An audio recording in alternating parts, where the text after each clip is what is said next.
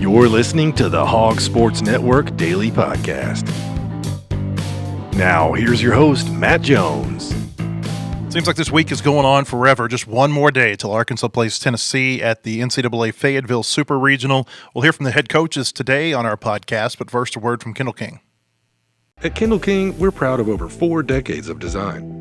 We're continuing the legacy of great creative design by combining our brands of Kendall King, Soapbox, and Shopcart. Together, these brands represent a new focus in marketing design with individual attention to specific areas.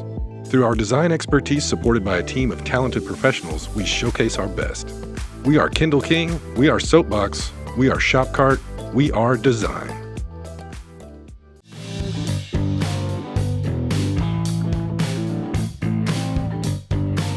I got an email yesterday from the Razorback ticket office telling me that Razorback football season tickets are available. You can get upper-level season tickets for $290 or lower-level season tickets for $460. This is not a promotion. I'm setting you up for something here. I was also I kept that in mind as I was looking at the ticket prices for this weekend's Super Regional against Tennessee. Keep in mind, season tickets for Razorback football games, that's 1, 2, 3, 4, 5, 6 games in Fayetteville, in the $290 to $460 range for one seat for 6 games. One ticket to Arkansas, Tennessee on Saturday, one chair back seat. The cheapest you can find right now on SeatGeek is $199 plus fees down the left field line. 206 down the right field line. If you want to sit anywhere between the dugouts, you are going to pay on the secondary market between $342 and $893 for one seat to one game in which neither team can clinch. This is insanity. Expensive. How high these tickets are going for on the secondary market. Yeah, if I bought a ticket to this game, I wouldn't be able to afford rent or groceries. They could put they could put an infield at Razorback Stadium and fill it up this weekend. Yeah. I really think they could. I think there is that much interest in this game, both locally, and I think there are going to be a lot of people coming over here from Knoxville, and they're either going to pay $10,000 or they're going to sit outside the stadium. But there are going to be a lot of people here who are trying to get in. And it may be kind of hard for them to get in unless they want to pay, $893 for this seat behind home plate. Yep. So if I were looking for a ticket, I'd be getting a drone out, watching from the little drone cam. You can't fly drones on the university campus. Really? I did not know that. It is a policy. Yeah. Really? Okay. Yeah, we've actually. Wow. Never mind. Yeah. We've wanted to go over there before, and we have a drone pilot here with our company, and just get some shots. And I mean, like the number of layers that you have to go through to be able to pilot a drone on the UA campus is there's a lot of hoops to jump through. Wow. Okay. Interesting. I took a drone journalism course in college, so that's kind of wild to me. All right. I mean, there's a lot of privacy reasons why they don't want drones on campus. Yeah, and I think makes sense. We don't have to get into that. I think everybody understands that. So Arkansas and Tennessee, tomorrow, 4 o'clock first pitch, and then Sunday, 2 o'clock first pitch. It looks like the rain is probably going to move through here, at least by tomorrow afternoon. You might be looking at an instance where perhaps you have a little bit of a delayed start time tomorrow, but I think once we get through tomorrow, it seems like the weather has come through a little bit quicker than what was thought earlier in the week. And I think that once we get through, say like midday, early afternoon tomorrow, it's setting up to look pretty nice for this weekend. Yeah, hopefully. During the softball regional, we had to deal with some lengthy delays, so I would like to not have any lengthy delays. And I mean, primarily I cover basketball, right? So we don't really have to worry about the delays, and we've been getting a lot of those, in at least in softball, not in baseball, at least not yet. Knock on wood. But this is the latest weather service forecast. It says Saturday showers and thunderstorms mainly before 1 p.m. here in Fayetteville. Saturday night, a 30% chance of showers and thunderstorms, partly cloudy. Sunday, mostly sunny, high of 86. Monday, 30% chance of rain early in the day. It looks okay Monday night if they've got to play a game that night. So, I mean, look, I tell people all the time, it's the spring in the South. This is what we deal with. We deal with rain. Everybody A lot of it. Everybody gets all uptight about, will they be able to play? Like, they've been doing this for 50 plus years, scheduling games around these rainstorms. And I mean, I'll tell you this, the fields that they have now drain so Very well. Yeah. I was in College Station last year, and it wasn't a hurricane, but it was close. That came through the day of the a little game. typhoon action. My God, I mean, I think it was like 6 inches of rain in a little over 2 hours. It was amazing, the rain. And so I went out into the stadium after everything finally subsided a little bit, and there was a lake in the center field of Bluebell Park. And 2 hours later, they're playing baseball. And so it's amazing what they can do with these fields now. I think, again, you might be looking at, hey, you can't start till 5 instead of 4, but I think that they're going to be able to play these games this weekend without or with minimal interruption. Yeah, no, probably. Shout out to the grounds crews. They're doing a good job. The fields, they drain real nice. So, I mean, not to keep talking about the softball regional, but I mean, it rained a lot. Do you know why? It's May in Arkansas. Yeah. There was the warning track looked like a river, and then they cleared it up. So we got some softball. We'll get some baseball. I'm sure it'll be fun. We heard from the head coaches yesterday. Dave Van Horn spoke on the SEC This Morning show on Sirius XM, and then Tony Vitello had a news conference for the local Knoxville media before or after their practice yesterday in Tennessee. The Vols are making their way to Fayetteville today. Arkansas is going to go through a practice this afternoon. Tennessee is going to go through a practice this evening out at Baum-Walker Stadium. And both of the head coaches and some select players will also speak after those practices are over. So you can go to our website, wholehogsports.com, later today and read and or hear what those coaches had to say. We'll start with the soundbite from Dave Van Horn, though. Yesterday, again, this was on Sirius XM, the show SEC This Morning. That's an extension of the SEC network.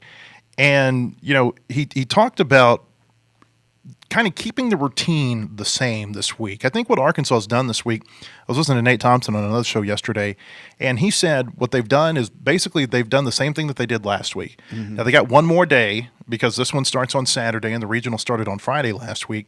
But what they did was Monday basically a day off, Tuesday and Wednesday, or Tuesday kind of a little light workout, Wednesday and Thursday more full team workouts, and then they'll go through their practice this afternoon over on the field. And then Dave Van Horn, on the show that he was on Sirius XM, he talked about the importance of keeping the game week routine the same, even when the stakes are as high as they can get. And this is what he had to say. You just don't want the players to kind of think that the coaches are in a little bit of a panic mode because we're doing all kinds of stuff we haven't done all year. Just keep doing what you're doing. Try to be as prepared as you can for the team that's coming in. And in this case, we played each other a 3-game series. We've seen them play a game in the tournament. We know what they do. We know what they do well, and that's pitch and score. And we know what we do well. And if both teams are doing that well, it's going to be an incredible series. The atmosphere should be electric. The weather here this week has been in and out rain, windy and warm. Storms, but once we get through Friday night, it looks like the weather's going to be pretty nice, upper 70s, 80 degrees, and should be, a situation where offensively both teams won't be stopped much by the weather, so to speak. It's going to be a little nutty. Dave Van Horn on Sirius XM yesterday. This is a series that really. And I said this a couple of times this week, it ought to be played in Omaha. But, it's not. It's they don't reseed the teams after the regionals and Tennessee because they, didn't play well down the stretch. Or it's not even so much they didn't play well down the stretch, it's just they didn't win enough down the stretch. Mm-hmm. They didn't win enough series. They ended up as the number 14 national seed. Arkansas was the number 3. If they give Arkansas the 4 and Tennessee the 14, this is a potential Omaha matchup. If they give Arkansas the 3 and Tennessee the number 15, this is a potential Omaha matchup. the conspiracist in you likes to think, hey, maybe they did this on purpose to have a big-time super regional matchup, but You're telling me Murray State versus Duke doesn't get the juices flowing? no. It does not. No.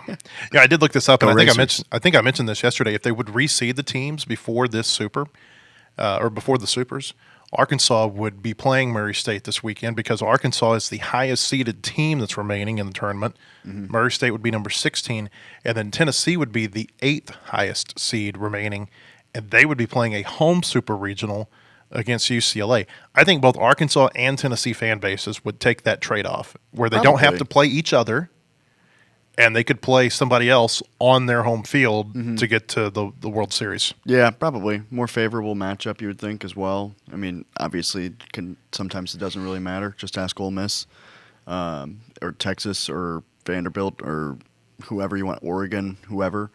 So sometimes that doesn't really play out the way you think it is. But, no, I mean, it'll be a lot of fun. Obviously, I think, like you mentioned, if they reseeded, this would probably happen in Omaha, but it's not how it works, and now we get it.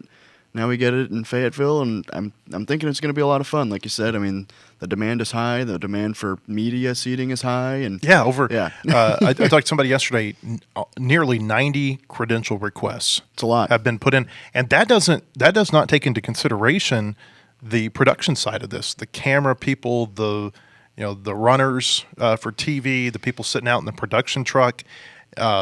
That's just for credentialed reporters and photographers to this series. 90 from Arkansas, Tennessee, and national media outlets who are converging here on Fayetteville to cover this. From what I've heard, there are a lot of people coming over from Tennessee to cover this. It's interesting, when Arkansas was in Chapel Hill in 2022, I can only remember a handful of Arkansas people there, Arkansas media members.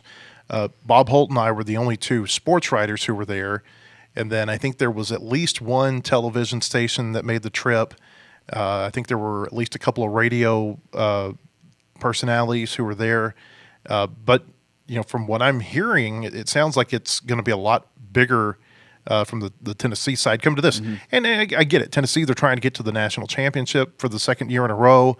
And then the storylines they write themselves, this Dave Van Horn, Tony Vitello thing. I mean, you think about it, it's it could end up being like a Disney movie script if Van Horn beats Vitello and somehow gets his team on to win the national championship this year.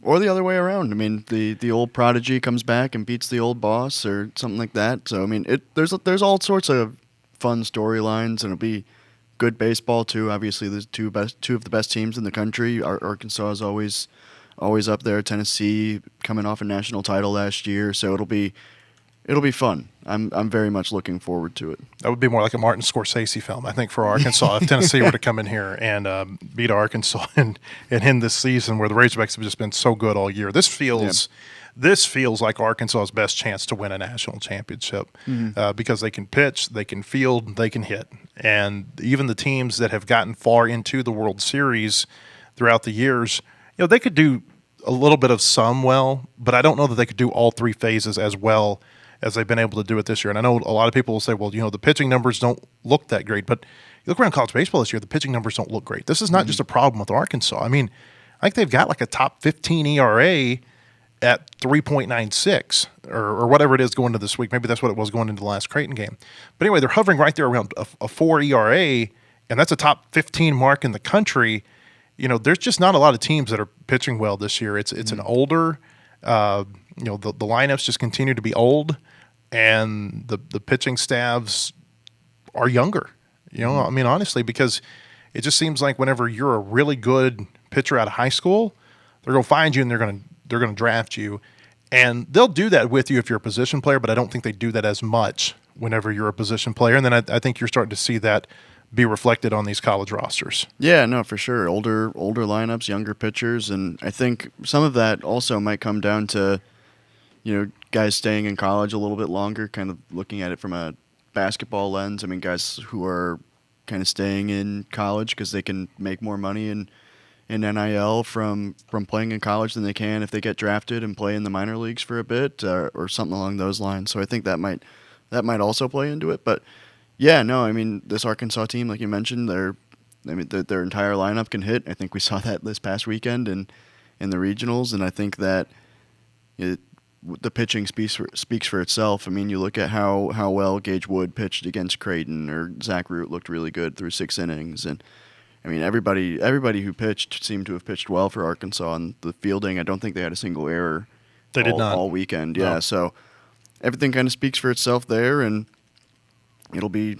Yeah, like I said, it'll be a fun weekend in Fayetteville. I don't know what their fielding percentage is at home. It's going to be something I'll look up over the next few days, but it's 984 for the season. I suspect it's higher at home. They really field well at home. It's like hitting into a vacuum cleaner. Sometimes it feels like whenever you're playing against these guys on their home field.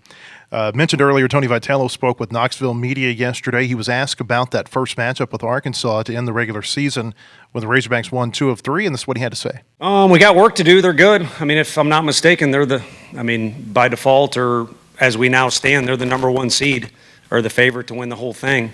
So they're good. We knew that, learned that last time. That hasn't changed. I know as well as anyone that it's a rowdy environment to play in, and they'll probably kick it up a notch this time of year as our fans did last year. But no, it's an SEC series, just has different labels to it for circumstances that follow and definitely circumstances that precede it. Tony later on went to say on paper they would sit on the throne, talking about Arkansas being the top-seeded team remaining in this tournament.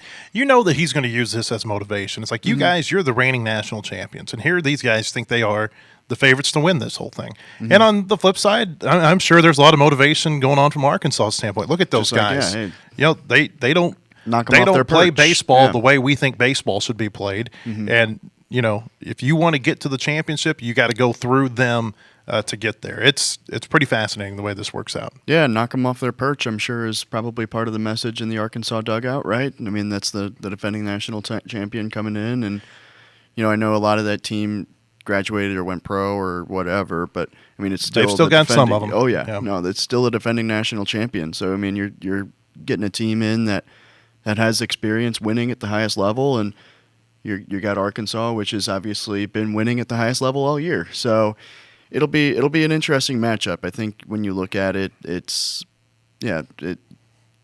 think they're pretty well balanced. I mean, Arkansas won the series 2 out of 3 games when they played in the regular season, but I think both teams kind of showed that they could be effective against each other, if that makes sense. But yeah. Here's a question. More excitement level that you can sense in the air right now, the day before Arkansas-Tennessee Super Regional, or let's go back to October, the day before Tennessee came here with the number 4 ranked football team and played the Razorbacks at Razorback Stadium? That's a good question. I'm thinking it's probably this, because I think it's this because people really probably thought that Arkansas would have exactly. Not that they didn't think they would have a chance, but like it seems more real. Like, and this is to get to the World they've Series. Got a better chance to win this game. And I don't want to say it's higher stakes, but you know what I'm trying to say. There's a chance to go to Omaha for this. It is higher stakes. As opposed to, it's higher stakes. A regular season game. It's higher stakes. I mean, it was high stakes for Tennessee when they came here, because that loss to Arkansas could have very easily derailed them from getting into the playoff. But for Arkansas, I mean, it's for this team, the stakes are higher winning this game than they were for winning that game. That team went 6-6, and I don't think a lot of people thought that their ceiling was a whole lot higher than 6-6, even after they beat Tennessee. I thought they'd play better at home the rest of the way than they did, but we'll get into football here in a minute. Tony Vitello was asked yesterday about the similarities and the differences between Arkansas and Tennessee. These two teams, there are so many ties. It feels like you can take any two coaches on these staffs and say, well, there's a link. There's a link. Let's do it. Bobby Wernis and Tony Vitello. Well, Tony Vitello was Bobby's hitting coach whenever Bobby played at Arkansas. How about Josh Elander and Dave Van Horn? There's links there. Elander was a volunteer coach for him, played for him on Team USA. How about Tony Vitello and Matt Hobbs? They were teammates at the University of Missouri, And Tim Jamison, who was their head coach, told me whenever Matt Hobbs was hired here, he said that Tony needed to have a head coach whenever he got the job in Knoxville. Otherwise, Matt Hobbs may be wearing orange right now because he thought that highly of him as a pitching coach. Nate Thompson took Tony Vitello's position when he went to Tennessee, and the list just goes on and on and on. There are so many connections between these teams. Vitello was asked yesterday, though, about the similarities and the differences between these programs, and this is what he had to say.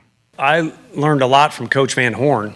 So there's certainly, when you bring Frank on board, he brings his deal, and Q is definitely, I feel, a unique X factor for us.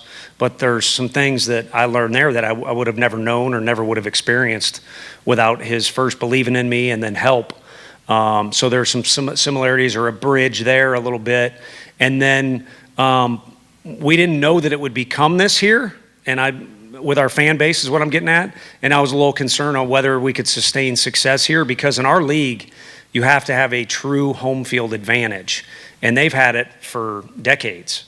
And and really, I guess after COVID, even kind of during, in 21 especially, we had the comforting feeling that this is one of the rowdiest places to play as well. So there's two similarities, and maybe there's more. I played with Matt Hobbs, our pitching coach. He does a job, but again, it's a different style. But this time of year, you certainly want to have confidence in the way your pitchers are coached and also the available arms you have. But it's also different. I remember getting here, and collectively as a staff, we had success recruiting at Arkansas, and the stadium helped and all that. But people here are like, yeah, just do what you did at Arkansas. They're winning some games, and it's a total different place. Same league, state university, flagship school, and all that. But Knoxville's different, and baseball in our state's different, and the way we want to do some things here is a little bit different. So, again, the bottom line is all that stuff's extra. They say SEC, it just means more. And a lot of the things that fall under that true cliche, I think it are at both places. And that's why the last series was fun. And like I said, they bested us. So we've got work to do. I think sometimes you don't like people who are too much like you. You know what I mean? Yeah. And I think as much as their fan bases will hate to hear this, and I'm not talking about how the teams play, but there's just a lot of similarities in the programs. I look at Tennessee, and I've said this for probably about 4 or 5 years. Like I was watching I think it was their regional or their super regional in 2021, and I saw people just lined up outside the stadium, couldn't even get in. I think they were watching on like projectors outside the stadium, and it kind of felt like a very incomplete stadium. Like you look at it, it's like, wow, they could add a lot more to this and make it a lot bigger. It reminded me of Baum probably 15 to 20 years earlier. And, I just think, there's a lot of similarities between the way they play the game. There aren't similarities. Yeah. I mean, the things, the antics that Tennessee does and the things that their coaching staff kind of, and I've said this, I think that it's grown too big for them. Like even if they wanted to put that back in the box, I don't think they can. I don't think they can. So, I mean, there are very real differences on the field, but I just think the programs are very similar. Yeah, no, they're very, like you said. And that shouldn't be surprising. Yeah, because of when all you've the got connections. Vitello, Luke Bonfield, and Josh Elander, all there in Knoxville, who all learned a very good amount of what they do from here in Fayetteville. Yeah, no, like you mentioned earlier, there's all those connections. So I mean that kind of, will boost the mutual respect that they've all kind of talked about throughout the build up to this. But yeah, no, you can definitely see those off field similarities is the best way to put it, and yeah. It'll be I keep saying it, but it's true. It's going to be a very fun weekend. I'm looking forward to it. I mean, you look at the way that the contrasting styles for sure, but then you have all the connections and all the different storylines, and yeah, it's a fun fun weekend if there's good baseball. If there's good play. baseball, you know what I mean? Yeah. If there's bad baseball played, it's just kind of like, this didn't live up to the hype, did it? I think it will. I think they're very evenly matched. Two very good baseball teams. You would hope that I don't know that I'd go so far as to say, hey, yeah, for sure, it's going to go 3 games. But I do think that games 1 and 2 are going to be competitive, at least for a while. One of the big questions I have, and I think that this series comes down to a bullpen series, like whose bullpen comes to play. Arkansas's had a better bullpen this year than Tennessee has, but it doesn't mean that they're going to be better this weekend. And so that's where I can see these games maybe getting a little out of kilter, say like 6th, 7th, 8th inning. These lineups are so good that once they get rolling, if you leave a pitcher in there for an at-bat or too long, They can get away from you. And maybe the score isn't reflective of how competitive the first several innings were.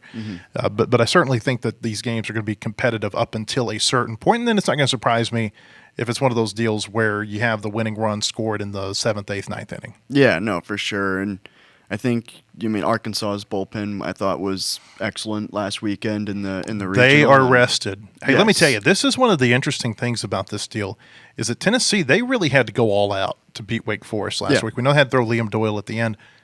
Arkansas didn't throw Cole Gibbler. Arkansas didn't throw Christian Fouts. They didn't throw Will McIntyre, who was phenomenal when these two teams met earlier this year. And then they didn't really have to use a lot of the relief pitchers too long. Yeah. There were a handful of pitchers who came in and they pitched an inning apiece. Landon Vitello pitched 2 innings. And so there's a freshness, I feel like, for that bullpen from Arkansas. Does it come into play this week? Maybe. But I would much rather have a fresh bullpen than one that had to be taxed some the week before. Oh, yeah, absolutely. And I know there's maybe an argument like, okay, well, these guys haven't pitched in a while against, live hitting. Maybe that tilts things in the other way. But I think I would certainly like to be more rested than not.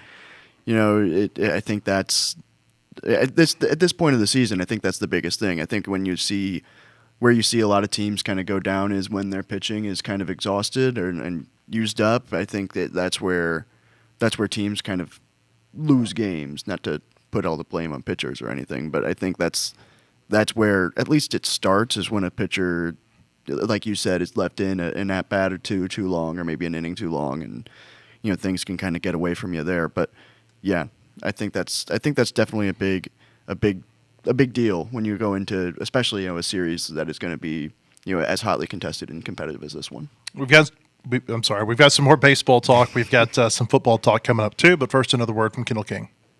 At Kendall King, we're proud of over 4 decades of design. We're continuing the legacy of great creative design by combining our brands of Kendall King, Soapbox, and Shopcart. Together, these brands represent a new focus in marketing design with individual attention to specific areas. Through our design expertise supported by a team of talented professionals, we showcase our best. We are Kendall King, we are Soapbox, we are Shopcart, we are design.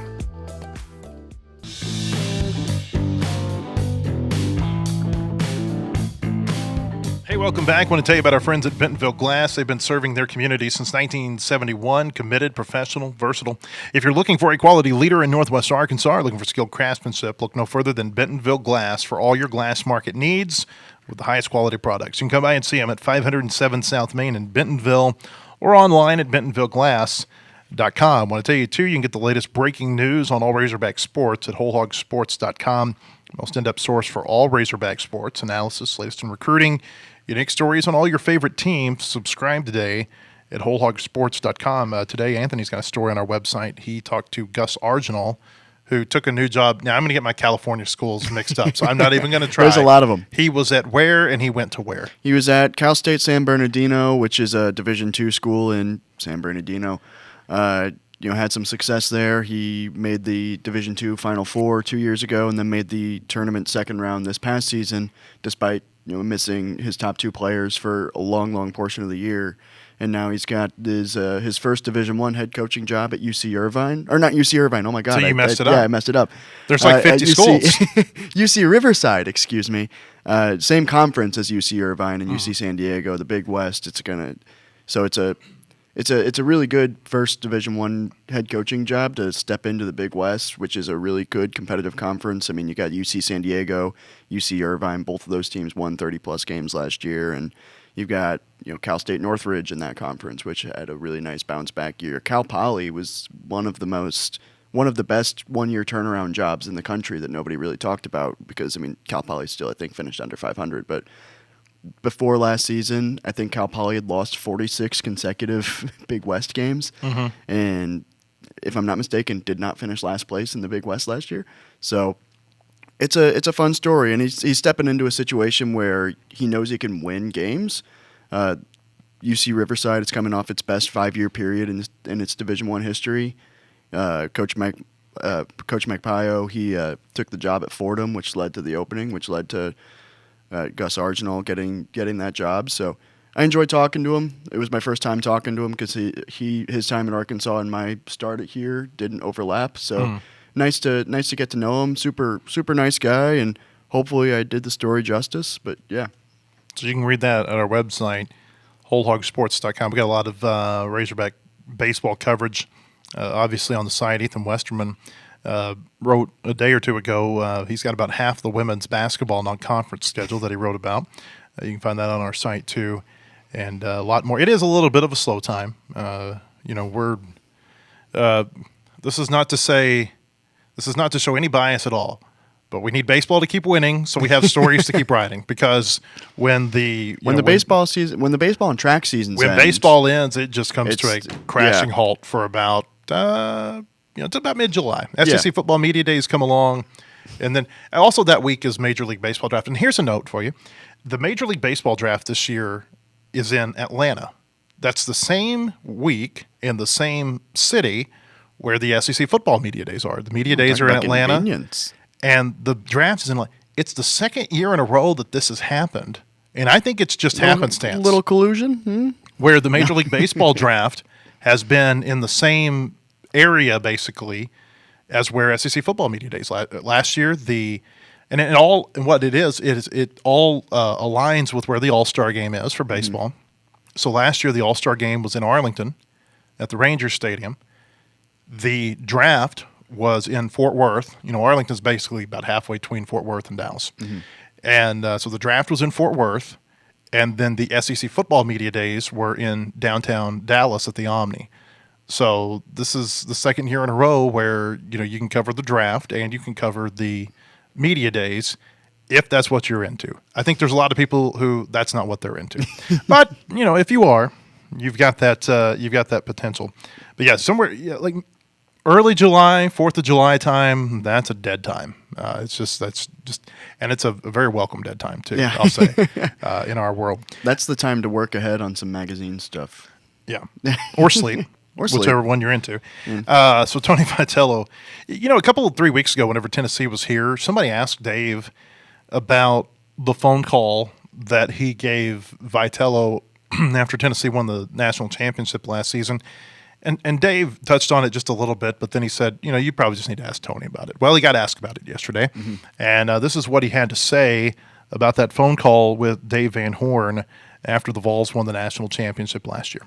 I just remember it was early in the morning and trying to get my bearings, and from my side, it got kind of emotional, but he was very generous with some of his compliments and was appreciative of some things, and I was too. So, guys, especially when you're in uniform, I think people don't understand, especially our sport, because the coaches wear a uniform too. These are like costumes, and it's like recess out there. So there's wild stuff that go on. And then having said that too, when you're teammates with somebody, guys a lot of times aren't good at showing, appreciation or how they feel about one another. And, we had an argument in the past, and I quickly said to a lot of people, first of all, it should have been handled without the public eye seeing, but you don't have an argument with somebody like that you meet on the street. At least I wouldn't. I have with my sisters. I can tell you that. I don't think with my parents. I'm too afraid to do that. But, there's a lot of memories there, and all I did there was trying to work my butt off. And I was still young and probably a little foolish, but I was in the car a lot, and for the first time I had a guy that we really synced up well on the recruiting front. It was a good 1-2 punch.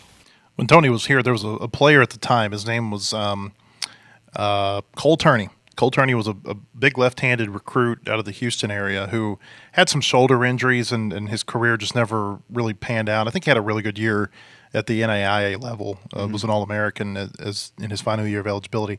But I remember talking to him about Vitello, and he said, my dad says that he sees Tony Vitello more often than he sees my mom. And it was because he was that invested in recruiting. He was always on the road, always on the road. I remember doing an interview with a Knoxville sports radio station right after he got hired in 2017, and they said, what do we expect from Tony Vitello? I said, you can expect that he will recruit his butt off. because that's what he did. Dave, on that SiriusXM interview yesterday, he said that he actually had to pull Tony aside one day because he wasn't feeling well. And he said they kind of had a little bit of a heart-to-heart in his office and said, you're going to burn yourself out if you don't like pace yourself a little bit better. And he said, he what he tried to tell him was like, I don't want you to kill yourself out there recruiting. I'm already impressed enough with what you're doing. And I don't know, I just thought that was kind of interesting. Of course, you heard Tony touch on the dust up that they had after that one game. I mean, literally, it's amazing. We're 4 years later, and it's like that's what people want to view this series, through that lens. And I just don't think that's reality between these coaching staffs. I think they talk, fairly frequently. I know that they have spent some time together at coaches conventions in the winter. That was one little. I remember Van Horn, like in 23 when they came back here, the first time that Arkansas and Tennessee had played since then. He said, it was all about recruiting. He was mad that Arkansas had reached out to a recruiter of theirs. Van Horn reminded him that there was a recruit of Arkansas's who ended up at Tennessee after he got the job. And then on this radio show that I heard, he said, he got me, I got him, and then we went and had a glass of red wine. So we're okay, all right? That's the way to make up, right? I enjoy a nice glass of red wine from time to time. I don't know. Are you a wine guy? I am not. All right. No. I am from time to time. My wife is. That's fun. I mean, if you can't have a nice glass of red wine from time to time, I do like white wine. Okay. Do you like white wine? I do. I'm kind of a wine guy. Not too frequently, but let's not turn this into NPR. Anyway, but I mean, it's competitive sports, right? You're going to have arguments like that, and red wine, and red wine, and and you're like stuff like that's going to happen. I mean, sometimes like even in my own sporting my experience, like playing soccer, I would go up against guys that I've known my entire life, and we'd be chatting at each other, and after the game, it's you're still buddies and everything. So I can completely understand why something like that would happen and why it's frankly not that big of a deal. And obviously, that kind of spat was. I just loud. wish we could get past the point. Yes, and Tony brought this up and yesterday, and that's why I brought it up. But like, I see this almost every copy that I read about Arkansas and Tennessee. And it's just like I wish that we could get past the point where it's like, hey, these are just two really good baseball teams. Mm-hmm. Let's talk about that. Let's not talk about this little spat that happened 4 years ago. Yeah, for sure. Like, and it's really not that big of a deal. Like I said, I mean, this stuff happens. Like it's just high level sports. It's just something that's going to happen from time to time. I don't think, for the most part, stuff like that is ever truly personal. Obviously, there's going to be times where it is, but I don't think that this was one of those cases. And yeah, no, it's just going to be two very good baseball teams going at it this weekend, and I don't want to say I'd be surprised if something flared up because it's an intense moment and stuff like that. But yeah, even if something did, I mean, it's just the moment. I think I don't think there's anything more to it. Yeah, it's about look, and I think the coaches say it's about the Razorbacks and the Volunteers. It's not about Van Horn and Vitello. Yeah, absolutely. And there's I know when a guy when somebody sees somebody in their coaching tree have success, I mean, that's kind of a point of pride. Yeah. Like, kind of. Obviously, usually, obviously you would rather have your own success in winning stuff like that, but I mean, you're still going to be, proud of your guy. I don't think, like, for example, I don't think Eric Musselman was upset to see Chris Crutchfield in the NCAA tournament this year. I think that was probably a cool moment for him and stuff like that. So just kind of putting it back in my basketball brain. But yeah, I don't think it's that big of a deal. Hey, speaking of basketball, the NBA Finals going on. You got two former Razorbacks on the Thunder roster, Isaiah Joe and Jalen Williams, and then Gennaro Pargo, who played for the Razorbacks, probably close to 25 years ago. He's an assistant coach for the Pacers. Mm-hmm. You tell me it was a very good game last night. Oh, yeah. I was not watching. I'm sorry. Yeah, the Pacers held the lead for exactly 0.3 seconds. So, I mean, it was very fun. The Pacers the Thunder led essentially the whole way, but never got too far out of reach to where the Pacers have been coming back from decently sized deficits throughout the playoffs, and Tyrese Halliburton for some reason has just been the most clutch man on earth this playoffs, and he hits the winning shot. It was cinema. Isaiah and Jalen don't play very much, right? I mean, like Isaiah played. They're kind of role players. Yeah, right? Isaiah Joe played 11 minutes last night. I think he scored 5 points. Jalen Williams did not play in that game, but yeah, no. Excellent game of basketball. You can tell I'm a big NBA junkie. I don't think I literally don't think I've watched one. I used to love the NBA, and I can't get into it anymore. I don't know why. I think part of it was I love Jordan. You got it. I loved That's Michael fair. Jordan, and then because then there was an overlap with some of that next generation of players like Kobe and Shaq, and I got where I liked watching their teams. But I don't know, somewhere along the line. Maybe it was when Tim Duncan was taking all the fun out of basketball. I just kind of this just isn't for me anymore. I mean, hey, the playoffs are the perfect time to get back into it. I think I'll be all right. I mean, I got too many other things going on. I got too many other things going that's on. Fair. There's this whole baseball thing happening right now. So. Yes. The ESPN FPI came out earlier this week. We haven't had a chance to talk about this real quick. They've got Arkansas ranked number 22. The FPI is the Football Power Index. Mm-hmm. I couldn't tell you really how they put that together, but I mean, I know that some of it has to do with it has to do a lot with your roster, the players you went out and got. I'll be honest, I don't think Arkansas is a top 25 football team this year. I don't either. And I don't know, and I've heard some people say, well, they might be if they weren't playing the schedule they play. I don't know. You got to win your games. I don't see it. Like, that's my big thing. They got to get a lot better than they were last year because that argument doesn't really carry water when you lose at home the way they lost at home a number of times, and then you lose to Oklahoma State, who didn't beat another team that was in a power conference. Yeah, at the time it was kind of like Oklahoma State was ranked. That's a tough way to lose to a good team, and then it was a tough way to lose to a bad team at the end. And I think Oklahoma State last year, and Florida State especially last year, is a reminder that just because you're in the preseason top 25 doesn't mean you're a good football team. You might have talent, but there's a lot more than talent that goes into. I mean, Florida State, if you just go on talent alone last year, that team is one of the best teams in the country, but you got to want to play with each other. And I wouldn't even go so far as to say with each other. You got to want to play for each other. Yeah.